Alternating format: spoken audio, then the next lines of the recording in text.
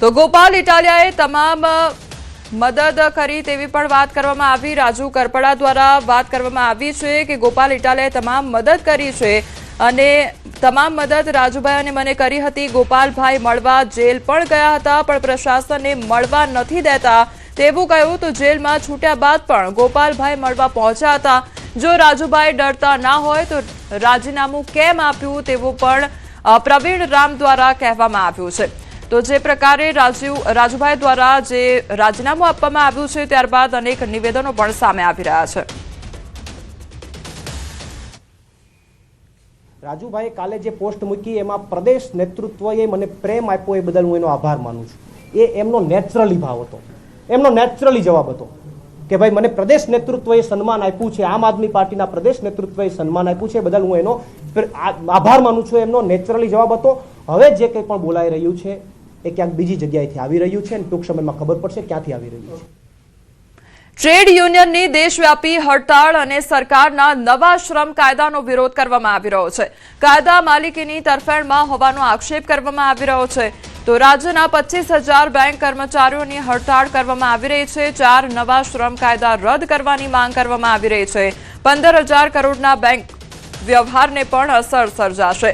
તો આજે તમામ જે બેંક કર્મચારીઓ છે તેમના દ્વારા હડતાળ કરવામાં આવી રહી છે। તો 15,000 કરોડના બેંક વ્યવહારને પણ અસર પહોંચશે।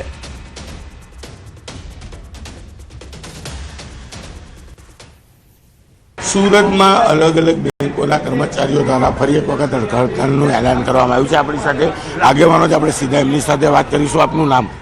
સુગીત પાઠકજી, AITUC સુરત। સુજીતભાઈ, આજે એક દિવસની હડતાળ ફરીવાર કરવામાં આવી છે, કેમ, કારણ શું?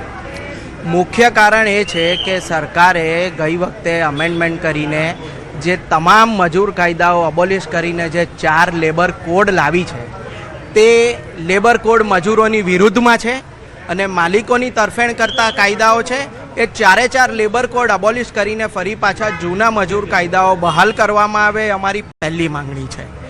બીજી માંગણી કે જે તમામ જે સેલરી છે તે મિનિમમ 26,000 સુધીની કામદારોને મળવી જોઈએ પેન્શન। ત્રીજી વસ્તુ કે જે મનરેગાની અંદર જે સરકારે અમેન્ડમેન્ટ કરીને જે નવી યોજના લાગુ કરી છે તે અબોલિશ કરો અને ફરી પાછી મનરેગાની જોગવાઈઓ લાગુ કરો। બિલકુલ કહી શકાય કે 4 લેબર નવા જે કોર્ટ દાખલ કરી છે તેને લઈને વિરોધ ચાલી રહ્યો છે અને આ તમામ વિરોધ વચ્ચે આજે એક દિવસની હડતાળ કરવામાં આવી છે। જો કે આ લેબલ ફરી જૂના લાગુ કરવામાં નહીં આવે તો આ હડતાળ આંદોલનમાં પરિવર્તન થાય તેવી પણ ચીમકી ઉચ્ચારવામાં આવી છે। કેમેરામેન જીગર ગોવલ સાથે કીર્તેશ પટેલ, ન્યૂઝ 18 ગુજરાતી, સુરત।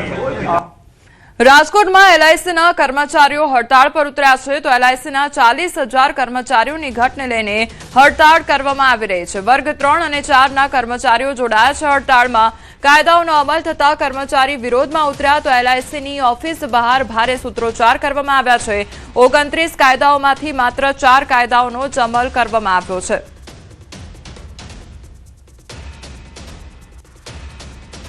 આજે ટ્રેડ યુનિયનની હડતાલ છે ત્યારે દેશભરના બેંક કર્મચારીઓ દ્વારા હડતાલ પાડવામાં આવી રહી છે। ત્યારે રાજકોટના LIC કર્મચારીઓએ પણ જે છે આ હડતાલમાં પોતાનો ટેકો જાહેર કર્યો છે। આપણી સાથે અહીંયા LICના કર્મચારી છે। બેન, આજે આપ હડતાલ પર છો, શું કહેશો? આજે LICના કર્મચારીઓ હડતાલ પર છે એના અનેક કારણો છે, જેમ કે FDI 100%, એટલે કે વિદેશની કંપનીઓને આપણા દેશમાં 100% પોતાની જ રીતે ઇન્સ્યોરન્સ લેવાની છૂટ। જે ઇન્સ્યોરન્સ સેક્ટર છે એ બહુ અગત્યનું સેક્ટર છે જેમાં દેશની જ કંપની હોવી જોઈએ। આપણી બચત છે એ વિદેશમાં જશે અને વિદેશના લોકો આપણા મૂડીના માલિક બનશે। એ સિવાય અમારી ભરતી માટેની એક ડિમાન્ડ છે, જે ખૂબ જ રિટાયરમેન્ટ આવી રહ્યું છે અને છતાં પણ ભરતી નથી થતી, જેથી અમે લોકોને સારી સર્વિસ આપી ન શકીએ એવી હાલત થઈ જાય એવી પરિસ્થિતિ છે।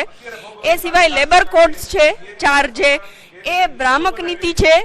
સરકાર એવું જાહેર કરે છે જેનાથી મજૂરોને અથવા તો કર્મચારીઓને ઘણો ફાયદો છે, પણ એ ભ્રામક છે અને એનાથી લોકોને ઘણી મુશ્કેલીઓનો સામનો કરવો પડશે। આ બધી નીતિઓનો વિરોધ કરીએ છીએ. દેશમાં 40,000 થી વધારે કર્મચારીઓ હડતાળ ઉપર છે અને આ સરકારની અને મેનેજમેન્ટની જે નીતિ છે એ નીતિના વિરોધમાં આજે એલઆઈસી, બેંક કર્મચારીઓ, જીઈબી અને રાજ્ય સરકાર અને કેન્દ્ર સરકારના કર્મચારીઓ એક સાથે આજે હડતાળ ઉપર છે. જે છે એલઆઈસી ના કર્મચારીઓ છે તેમને પણ બેંક કર્મીઓને પોતાનો ટેકો જાહેર કર્યો છે. ખાસ કરીને જે છે અત્યારે ઉગ્ર વિરોધ પણ સૂત્રોચ્ચાર પણ કરવામાં આવી રહ્યા છે અને પોતાનો રોષ છે તે કર્મચારીઓ વ્યક્ત કરી રહ્યા છે. હાર્દિક જોશી, ન્યૂઝ 18 ગુજરાતી, રાજકોટ. દાહોદ ખાતે સસરાએ પુત્રવધુ પર દુષ્કર્મ આચર્યું છે. કેફી દ્રવ્ય પીવડાવી દુષ્કર્મ આચર્યાનો આરોપ લગાવવામાં આવી રહ્યો છે. તો દુષ્કર્મ બાદ પુત્રવધુ આપઘાતનો પ્રયાસ કર્યો. તો પુત્રવધુ પહેલા માળથી ઝંપલાવી આપઘાતનો પ્રયાસ કર્યો હતો. પુત્રવધુને સારવાર માટે હોસ્પિટલ ખાતે ખસેડવામાં આવી છે. પોલીસે આરોપીની શોધખોળ શરૂ કરી છે.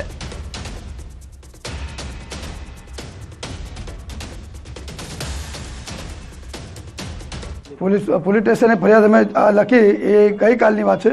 તો આજે એની જાંચ થઈ અને હજુ હવે ઉદયગઢની પોલીસ આવી છે, એ જવાબ લેશે ને એની પછી હવે બધા આપણે ઊભા છે. સુરતના ઈચ્છાપોરમાં ક્રિપ્કો કંપનીમાં કરંટ લાગતા કર્મચારીનું મોત નીપજ્યું છે. કંપનીમાં ઇલેક્ટ્રિશિયન તરીકે કામ કરતા યુવકને કરંટ લાગતા તેનું મોત નીપજ્યું છે. મૃતક યુવકના પરિવારે કંપની પર ગંભીર આક્ષેપો લગાવ્યા છે. કંપની પર બેદરકારી દાખવવાનો આરોપ મૂકવામાં આવ્યો છે. સેફટી સાધનો વગર જ કર્મચારી જોડે ચાલુ ઇલેક્ટ્રિક લાઇન પર કામ કરાવવામાં આવતું હતું. કોઈપણ પ્રકારની સેફટી સાધનો ન અપાતા કર્મચારીને કરંટ લાગતા મોત નીપજ્યું છે. તો એકના એક દીકરાનું મોત થતા પરિવારમાં શોકનો માહોલ છવાયો છે. પરિવારે કંપનીમાં બેદરકારી દાખવનાર જવાબદાર વ્યક્તિઓ સામે કાર્યવાહીની માંગ કરી છે. પોલીસે ગુનો નોંધીને વધુ કાર્યવાહી હાથ ધરી છે. આ ઘટના થવા પાછળ કોણ કોણ જવાબદાર છે અને એ બધી માહિતી કોઈ આપી નથી. હજુ કોઈ જાતનું કોઈ અહીંયા એવું નથી કોઈ જાતની કોઈ વાત કરવા માટે આવ્યું નથી, કોઈ કંપની માટે માણસ આવ્યા છે અહીંયા અને આવું કેમ છે એ બધી જાણકારી અમને જોઈએ છે. બીજું, હવે અક્ષ ઇલેક્ટ્રિક ડિપાર્ટમેન્ટમાં કામ કરતો હતો, એ 20 થી 30 ફૂટ ઉપર ચડીને કામ કરે છે. તો ત્યાં એને સેફ્ટીનું શું ધ્યાન આપવામાં આવ્યું? વિધાઉટ હાર્નેસ એ વ્યક્તિ કઈ રીતે ઉપર ચડે છે? કેમ સેફ્ટી ડિપાર્ટમેન્ટ શું કરે છે? કેમ ધ્યાન આપવામાં નહીં આવ્યું? બીજું, ચાલુ લાઈને કામ કરે છે તો લાઈન બંધ કરવામાં કેમ ના આવે? લાઈન બંધ કરવાની જવાબદારી કોની છે? આમાં દરેક જવાબદાર માણસ અહીં હાજર થાય અને એની જાણકારી આપે. વાગરા તાલુકાના રહાડ વચનાદ નિર્જન માર્ગ પરથી એક અજાણ્યા યુવકનો હાથ પગ બાંધેલી અને ક્ષત વિક્ષત હાલતમાં મૃતદેહ મળી આવતા સમગ્ર વિસ્તારમાં ચકચાર મચી ગઈ છે. ઘટનાની જાણ થતાં જ પોલીસ તાત્કાલિક સ્થળ પર પહોંચી તપાસ હાથ ધરી હતી. પ્રાથમિક દ્રષ્ટિએ ગળાના ભાગે નિશાન મળી આવતા સુનિયોજિત હત્યાની આશંકા વ્યક્ત થઈ રહી છે.